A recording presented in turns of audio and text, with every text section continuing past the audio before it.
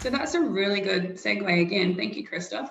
For my next question, which Trevor and Pat, I think, Trevor and Annie, how do you explain where the funds go and therefore prove your community connection?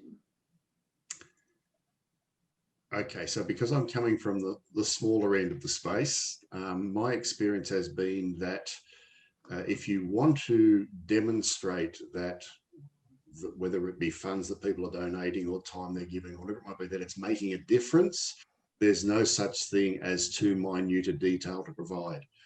And I'm talking about if you're funding medical research and giving out grants for medical research, get one of the researchers to speak to a room full of business people, potential donors, and explain to them that the money in the grant even paid for a dedicated phone line, because you can't be using a phone line in a hospital that's funded by the New South Wales government to run this research project.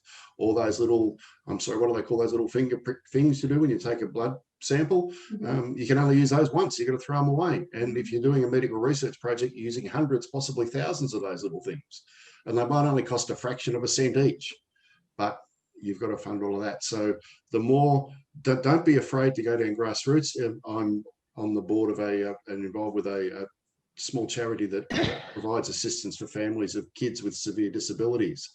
And same again, what did you do with the money? Well, we actually repainted that kid's bedroom because it's more relevant from a sensory point of view for this kid with severe mental disabilities and so on. So yeah, the minutiae, it doesn't hurt to be honest about the minutiae. It's not all sexy and glamorous in those sort of situations.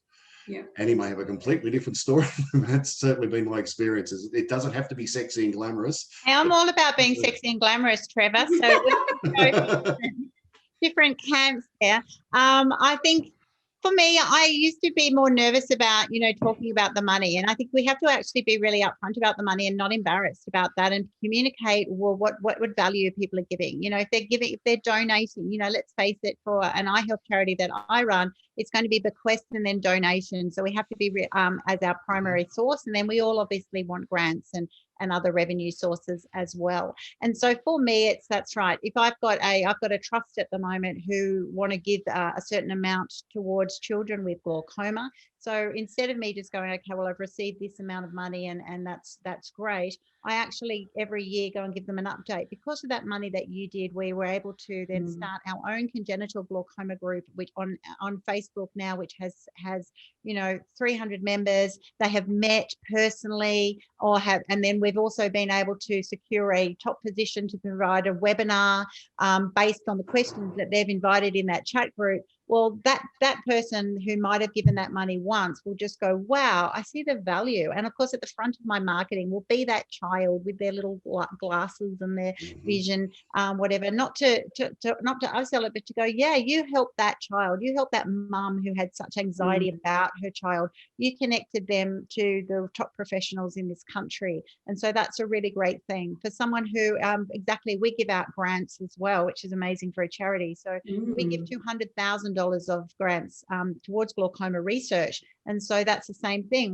For those people who give to our research campaign, we put the face of the people doing the research. Here's this top researcher, Flora Hui from the Centre for Eye Research. She's doing this, using the money that you gave to see if vitamin B3 helps people with glaucoma. It's going to be, if it is, it's revolutionary because it's so low value, you can even buy it from the chemist. So we don't know if it's going to work or not, but hey, that's way better than eye surgery.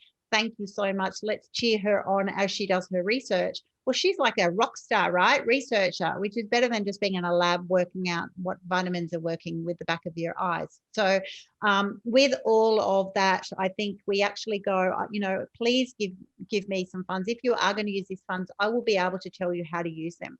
We have to also have great integrity around that too, because for my organization, for example, we might have 50% who say, I want it to go to research or undisclosed. And so I have to be really true to that. I have to make sure that I manage those funds accordingly and not just use them for operations. People also like to know that you do amazing things, but hardly spend anything on operations, which is just hilarious.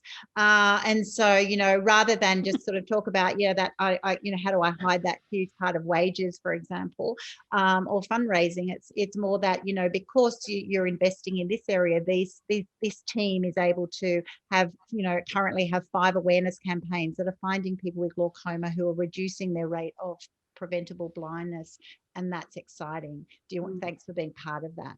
So it's how we think about money coming into our organizations, and then the message that we share, rather than trying to be creative in our accounting, you know, because that just makes you defensive. You should be leading by what you're doing. Yeah. Can I just add here that this is actually a vital question for anybody actually working in the grant space, because you've got to prove at the end of it how you spent that money. Yes. And that's about the evaluation. That's about looking at the impacts, the social, the economic, the environmental, the cultural. And that's by collecting that data. Yes. Yeah. So Pat and Christoph, how should charities and NFPs use their data to secure funding for growth activities and growth activities? That's one for you, Patricia. Surprise, Christoph. Hi. I've actually got, I don't know whether people can see it, but I've got a hand. I tell people to talk. Can see your hand, yeah. Yeah, there's a hand. Doesn't need back reading it, but there's a hand. I always tell them to talk to the hand, because there's so much data that they can get. I mean, you've really got to be able to, as we mentioned earlier, never assume, even if you know that the funder knows you, that they know you. You've got to start from scratch. You've got to get out there. You've got to use your data, your demographic data, or anything, research data. So I've said external data is the thumb. Government policy plans, or the philanthropic policies and plans, because there's data in that documentation. It's not about repeating the words. It's about getting to what their research and being able to piggyback onto it, basically. There's research data. There's the own internal data, your success stories. That tends to be a little bit of the weakness for many, because they've not been very good at capturing that data. And then there's what I call the evaluation and stakeholder feedback. So there's plenty of data that you can bring in. You just have to remember that you are talking to somebody who knows nothing about who you're trying to reach and who you are.